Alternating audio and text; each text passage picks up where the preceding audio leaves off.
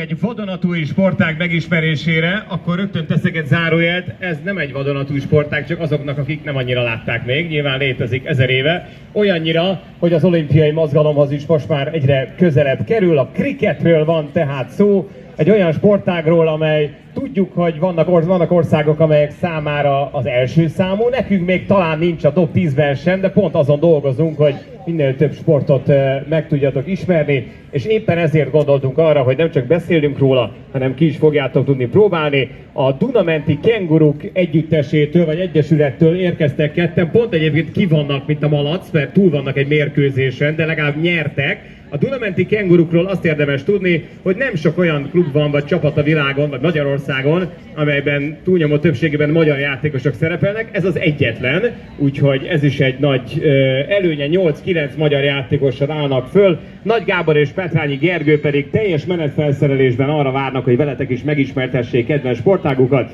Sziasztok, szeretettel köszöntelek tehát benneteket, és a kriket, akkor mi az első, amire azt tudnátok mondani, hogy hát a kriket azért jobb, mint bármi más, mert... Sziasztok, köszönöm a meghívást. A kriket szerintem azért jó, mert sose tudod, hogy milyen szituációba kerülhetsz egy adott meccsen. Több pozícióban is jól kell lenned. Jól kell tudnod dobni, jól kell tudnod ütni, védekezni is. Bármilyen szituációra fel kell úgy, hogy készüljél. Egy kriket meccse a 3 órás, de van, hogy 20-30 percig nem is jön feléd a labda, és van, hogy egy meccsen 2-3 labdát kapsz védekezőként, és azt kell megoldanod. Szerinted miért a világ legjobb sportja a kriket? A világ legjobb sportja a kriket, mert több milliárdan játsszák, igen, több milliárdan. A világ második legnépszerűbb csapatsportja a labdarúgás után, főleg Indiában, illetve a egykori brit gyarmatokon, például Ausztráliában, Új-Zélandon, vagy akár az anyaországban, Angliában játsszák. Itt Magyarországon szeretném kiemelni a közösséget, nagyon-nagyon jó közösségünk van, ahogy mondta András, reggel volt meccs, megnyertük, nagyon örültük, terveztünk egy sörözést is, sajnos, vagy nem sajnos, ide kellett jönni. Nem, az nem sajnos. Nem sajnos. Ennyit szeretnék mondani erről.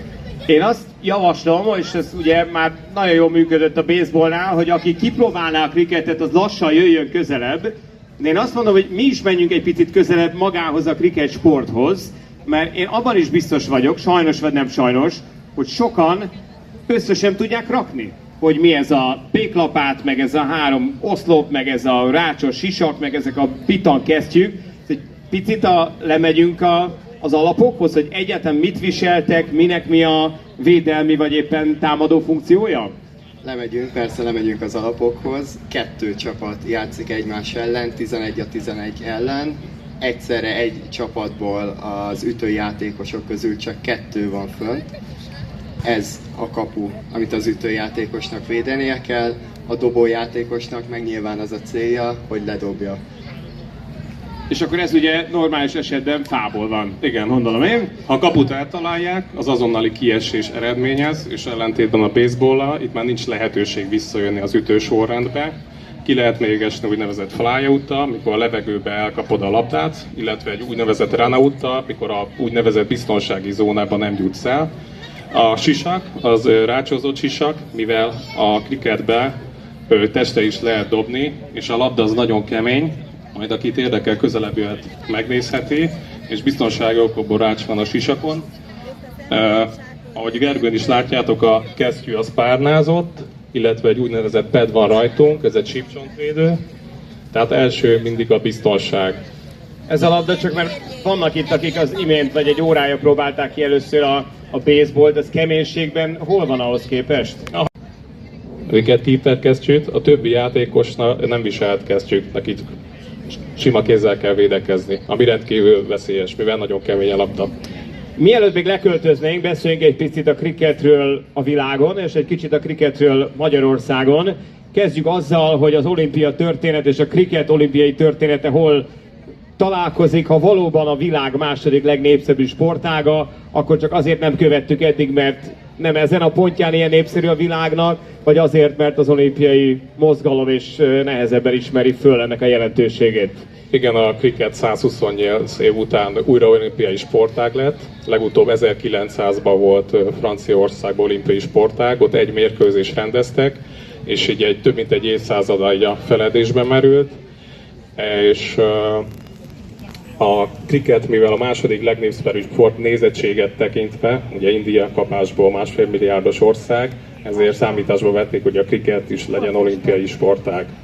De amiért ez eddig nem merült föl, az az volt, hogy a nézők nagy része egyetlen ország vagy egyetlen térségre fókuszálódik? Igen, a régi brit kolónia gyarmataira ott népszerű, Dél-Afrika, Afganisztán, Pakisztán, India, Anglia, ugye onnan indult az egész, és valamiért megmaradt ezeken a területeken, tehát ellentétes sok sporttal nem tudtak kitörni. Beszéljünk egy picit a kriket magyarországi éledezéséről. A kérdés nyilván úgy kell kezdeni, hogy kinek jut eszébe krikettezni, és miért? Tehát mit kell ahhoz kipróbálni, hogy a végén kiköss a kriketnél, vagy mit kell ahhoz látni a tévében, hogy azt mond, hogy úristen, én ezt ki akarom próbálni, és ha ez a kattanás megvan, akkor utána hogy tudsz egyáltalán Magyarországon krikettezni? Ez a kattanás igazából több olyan embernek köszönhető, akik a rendszerváltás után akár Ausztráliában, Angliában születtek, de ide költöztek Magyarországra, nyilván vagy magyar származásúak, vagy feleség, vagy valami ide kötött őket Budapestre, Magyarországra. Neki köszönhető, szeretném kiemelni Török Gábor nevét, aki bár Magyarországon született, Ausztráliában nőtt fel, és 2007-2008 környékén ő adta a legnagyobb lendületet ennek a kriket mozgalomnak, megalapította klubunkat, Dolomenti Kengurukat, illetve a szövetség létrehozásában is ő segítkezett. És ma Magyarországon ez hogyan zajlik? Tehát hány csapat van, van-e bajnokság, van-e válogatott adott esetben? Van bajnokság, van válogatott, 2 osztályban folynak a versenyek, első osztályban 10 csapat van, ott főként indiai, illetve angol-pakisztáni csapatok szerepelnek. A másodosztályban, ahol a mi csapatunk is van, ott van egy szlovák csapat, van egy magyar csapat, natív csapat, illetve angol és indiai csapatok szerepelnek még ezen kívül. Igen, meg talán ez mondhatni nagyon egyedülálló, akár Magyarországon, hogy mi vagyunk az egyetlen csapaton, magyar játékosok játszanak, a többi nagyon kemény, itt nem is úgy fog pattanni, illetve biztonsági okokból is nem is fogunk ütni, mert ez nagyon nagy kárt tud csinálni, és egy ilyen teniszlabdás bemutatót fogunk tartani. Tehát a kriketben ellentétben a baseballlal általában az ütőjátékos elé lepattintják a labdát, hogy még kiszámíthatatlanabb legyen a dobás, de egyébként nem kötelező. Hogy Gergely beállt a kapu elő, mindig a kaput védi, neki az a cél, hogy minél messzebbre jutassa a labdát. A kriketpálya rendkívül nagy, 130 méter átmérőjű kör, hogyha helyet cserél ki ütőjátékos az 1 pontot ér, ha a pályán belül lepattan, és úgy kimegy az 4 pontot, ha kiüti a pályán kívül az 6 pontot, és így tevődnek fel a pontok.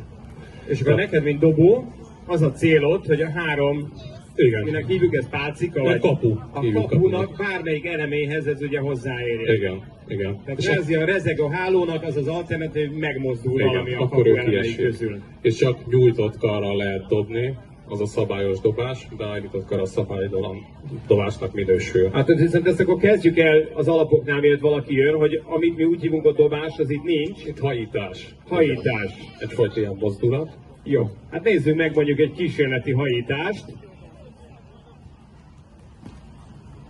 Gergő itt megvédte a kaput, igazából ezzel egy sima hitet csinált.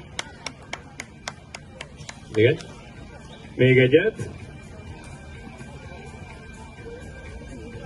És szabad-e az, csak az jutott eszembe, hogy ez a kapu nem olyan nagyon nagy, hogy mi garantálja, hogy nem áll konkrétan elé az ütő és védi a saját testével, vagy azzal a lábvédővel. Az is egy fontos szabály, a bíró itt áll mindig mögöttem. Ha jön a dobás, és eltalálja a fedet, a sípcsontvédőt, de a bíró úgy ítéli meg, hogy eltalálta volna a kaput, ha nem elé az ütőjátékos, az azonnali kiesést eredmény. Tehát védeni szabályosan nem lehet lábbal, csak ütővel. Csak az csak ütővel. Az ütő. Jó, akkor ezt is megtudtuk.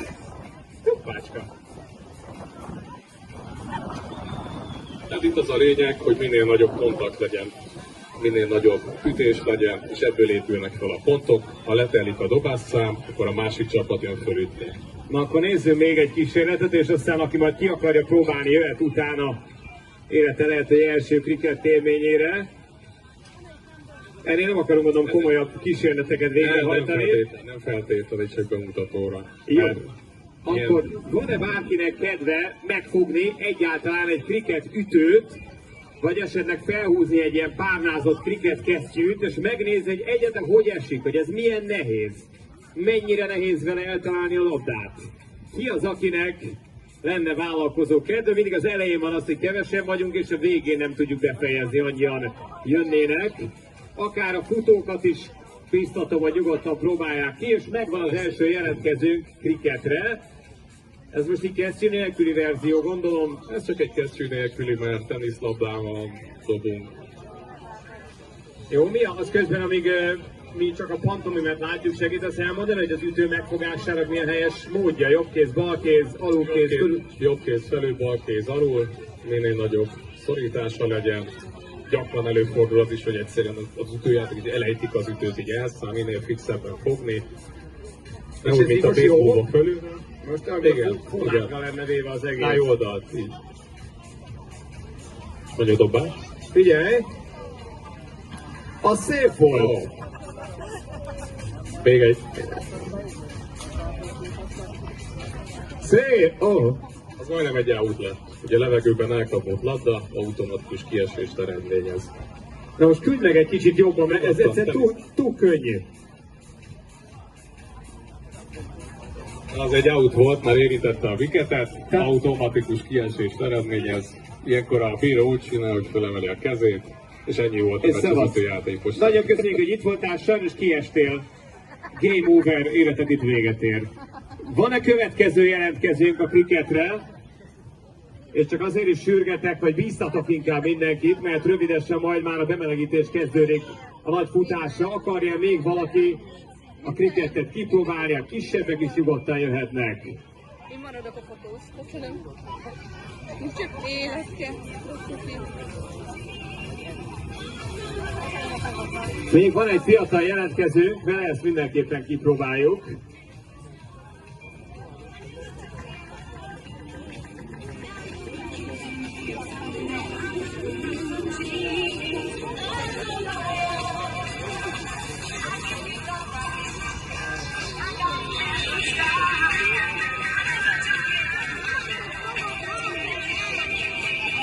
Most így alulról fogom dobni, hogy mindenki önmedően eltalálni. Csak a labdát néz. Még egy.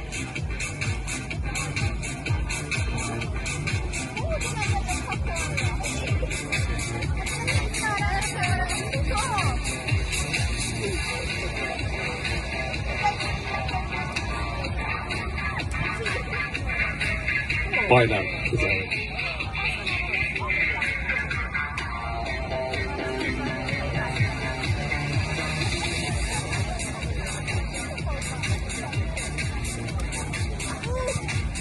Nem olyan könnyű ez, nem tudom, van egyébként ebből gyerekfelszerelés? Mert Persze, abszolút, abszolút. a gyerekfelszerelést úgy hívjuk egyébként, hogy ilyen sodrófa vagy nyújtófa, nyugodtan otthon lehet kísérletezni. Ezt én mondom nektek, hogy mindegy anya-apa mit mond, tehát nyugodtan otthon megfogjátok a vágódeszkát, raktok egy nyelet és bír, ami belefér. Na megvárjuk az első találatot. Ez az! Egyébként Magyarország egyetlen egy Kriket Akadémia a Betenból, mi szorosan együttműködünk velük.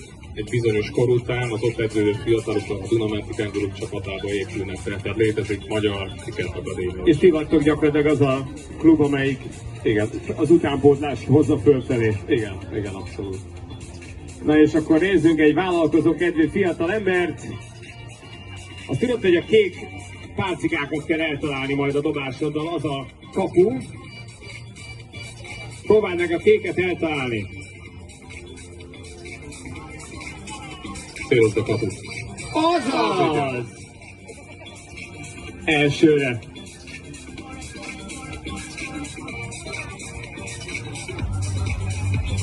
Ugye a kriketpálya rendkívül nagy területet igényel, a 130 méter átmérőjű kör, és Magyarországon csak egyetlen egy kriketpálya van Sződigeten, tehát mind a itthoni 12 csapatot játsz az összes mérkőzést, és ez az hátrányos bajnokságnak pedig kevesebb mérkőzésből áll. És szerintem annyit mondjunk még el a végén, hogy ha valaki azt mondja, hogy jó, ez nekem tetszik, akkor mi a minimuma? Tehát, hogy labda, ütő, kapu, hogy lehet kimenni valahova, mi a nulladik lépés, hogyha valaki ezt el akarja kezdeni? Tulajdonképpen mi minden felszerelést biztosítunk, rengeteg csapatfelszerelésünk van, igazából csak saját magadat kell elhozni, mi is előre egyeztetett helyszíneken szoktunk Budapesten edzeni, vagy Sződ-ligeten, tehát gyakorlatilag mi minden eszközt biztosítunk.